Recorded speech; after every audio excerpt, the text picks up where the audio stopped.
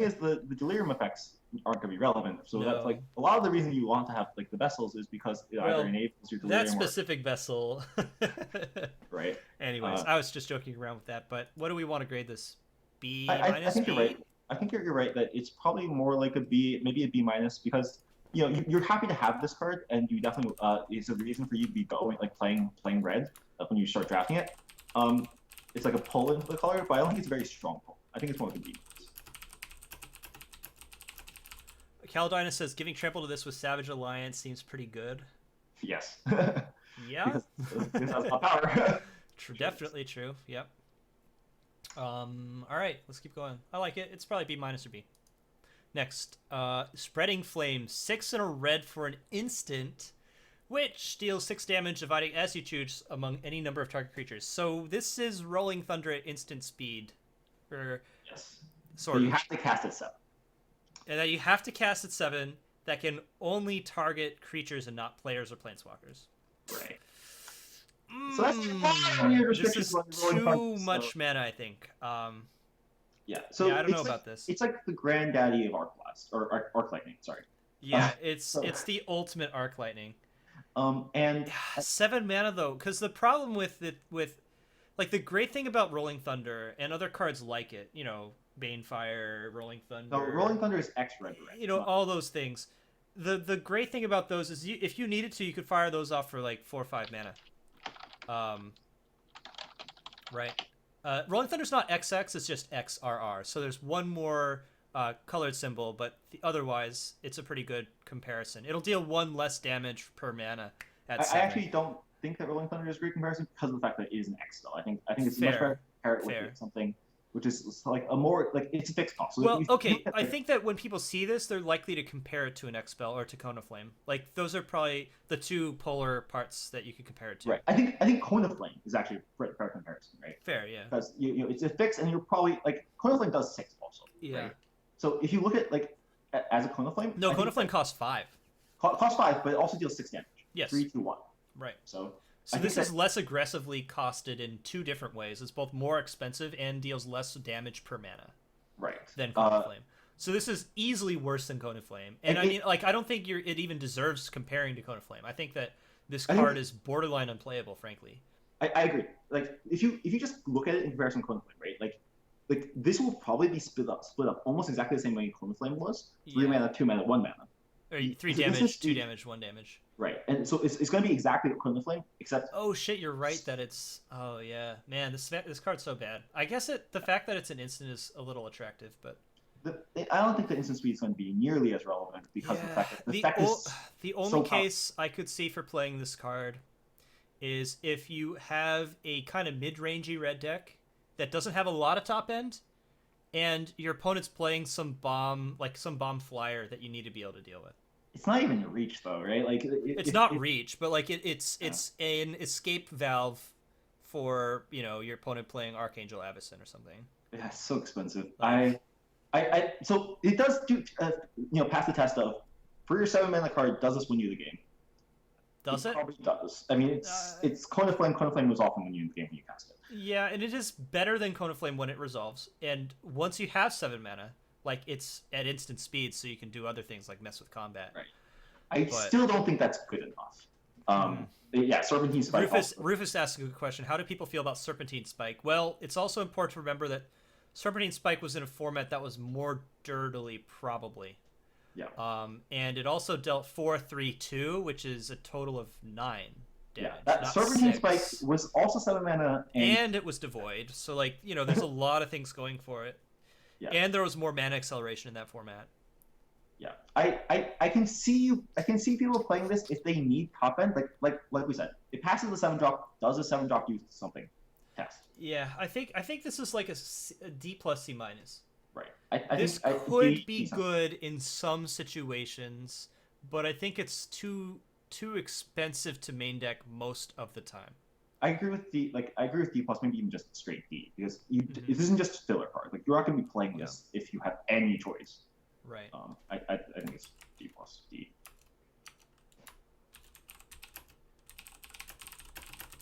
Cool.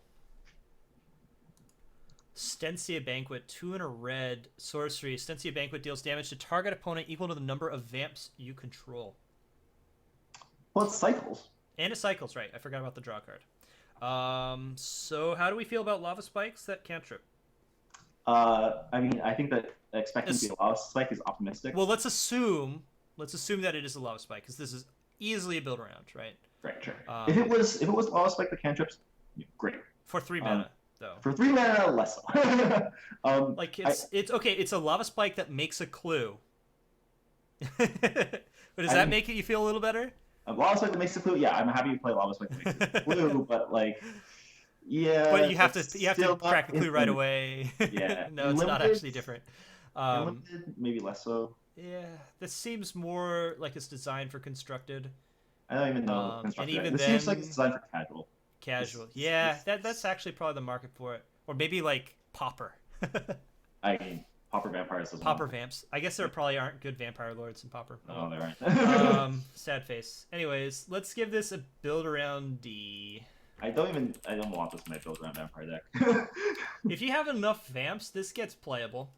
Like if you have let's say 11 or 12 vamps in your deck, this is pretty playable. Like in a board stall, it becomes good. In any other situation, it's better than Harmless Offering. True. It's better than Harmless Offering. That's better. Not a high bar, but that is true. Yes. Yeah. But yeah, I like calling it build around D. Only play if you can reliably cast for X equals 3 plus. Yeah. I think that's the bar. Like if you're just getting 2 damage out of this, it's not good enough. If you're getting 4, that's enough. If this said deal 3 damage to target opponent, draw a card, I'm in, right? Sure. But if you have 4, that means you have 4 vampires in play. Like if it was real vampires from your hand, great card, right? Real vampires from your hand. Yeah, well, no, I think that'd be worse, frankly, because if you were doing that, then you wouldn't be developing your board on turn 3. I don't like that, actually. I mean, I'm just expecting that you have a couple like vampires stuck. Maybe. Passing on turn 4. No, I think this is better than if it said reveal vampires from your hand. Yeah, I just if I have 4 vampires in play and they're just all alive, I kind of expect you win. Yeah. Call is a good point. It's very good with call. Yeah. That's a good line. So yeah, there's like certain situations. That's why I'm calling it a build around and not just a straight F, because there are occasions where I think this is playable, but I don't think you're going to want to play it most of the time. Yeah, that's true. I agree with that.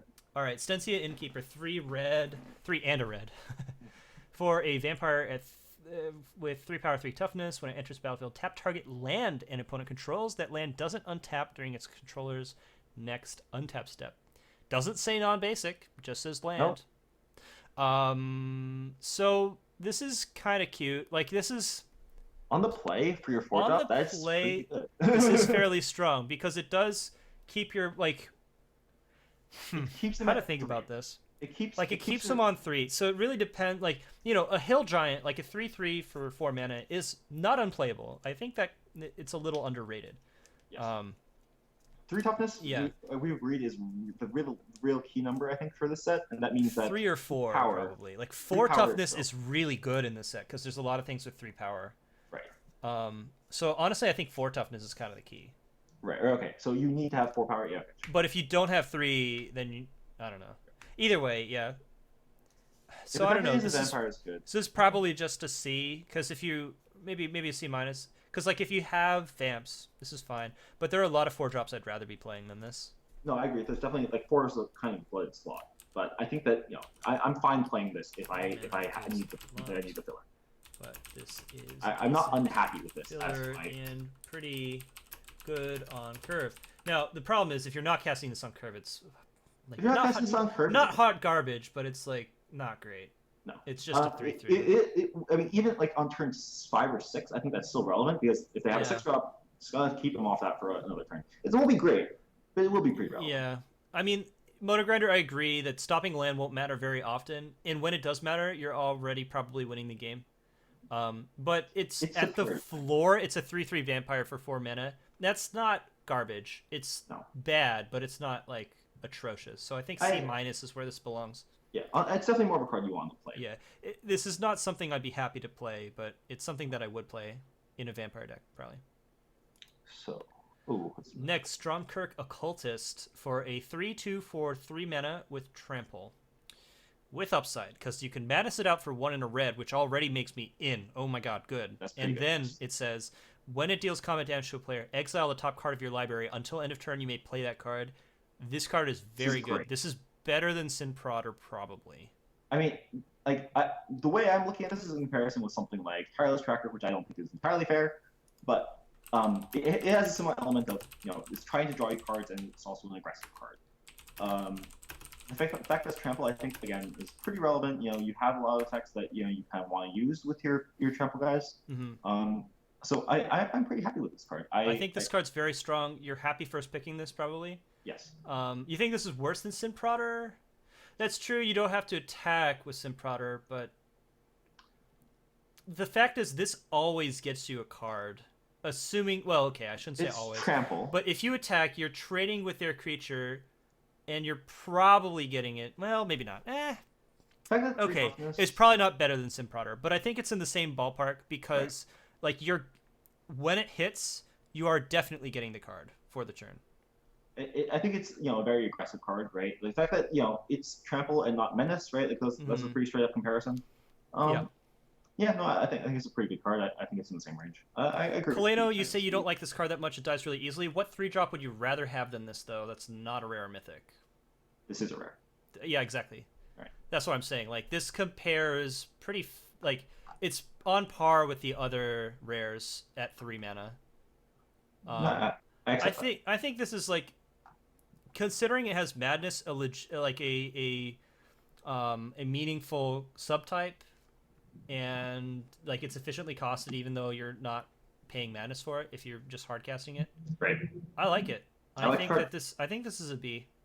Yeah, definitely B. Maybe better, but maybe a little worse. But I think B on average is probably where it belongs. Yeah, I'm comfortable with that B. There aren't many flyers for 3 mana that I'd rather have over this. I would take this. I would snap take this over, like the 2/2 common flyer for 3 mana. There's not a lot like Bygone Bishop over this. That's actually. No, I'd probably take Bygone Bishop. I would take Bygone Bishop over this, but, I think, yeah, and Bygone Bishop's probably like a B plus or an A minus. Yeah. So yeah, honestly, thinking about that, I think that B makes that's about right. Seems fair. Yep. All right, let's keep going. Thermo Alchemist, 1 in a red for a 0/3 defender, which pings an opponent when it taps. And when you cast an instant sorcery, untap it. So, all right, is Make Mischief looking better yet? It's looking better. I think this card's very decent. In a Spells Matters deck, you want to be able to cast all your spells. So the fact that it's a 2 mana for an 0/3. And an 0/3 is a relevant defender. Like this is okay. If I'm not trying to compare this to Sigiled Starfish, but if you remember Sigiled Starfish, how often was that blocking, or how often did that keep a creature back? Pretty often, right? Yeah. I mean, like a 0/3 can block pretty well. So in order for this deck to be actually, and think about it this way, this is a I actually am starting to like this more and more, because if you're playing this on turn 2, how much damage this is going to deal to your opponent, even if you only cast 1 instant or sorcery, it's probably dealing 4 or 5 damage. Right. Right. Unless it eats a removal spell, which you're perfectly happy. You're very happy. This is if this eats a removal spell, you're happy. If it blocks something that's going to deal 5 damage to you and just chumps, that's still fine. At that point, it's already gotten 4 or 5 damage in. It has extra value with instant sorceries, but I don't think you need them to play this. This is fine. I think it is a build around. Yeah. No, I don't think so. Like it gets much better in a deck with instant sorceries. So like if you're in blue-red, you're probably picking this second pick. Right. You pick it very highly in that deck. Right. But otherwise, I'd still be picking this probably 5th or 6th. Yeah, I don't think this is going to. I don't think this should wheel very often. Yeah. In decks that where you're not playing a lot of instant sorceries, this is probably just like a C. In that specific deck, I think it's a B plus possibly. Like it is the reason that the deck becomes. I think it's better than a C in an average red deck though. I really do, because a 0/3 is going to neuter a 2/2 always, right? Yeah, that's true. And so it deals with their 2-drop, so you could think of it as removal, and then it gets in probably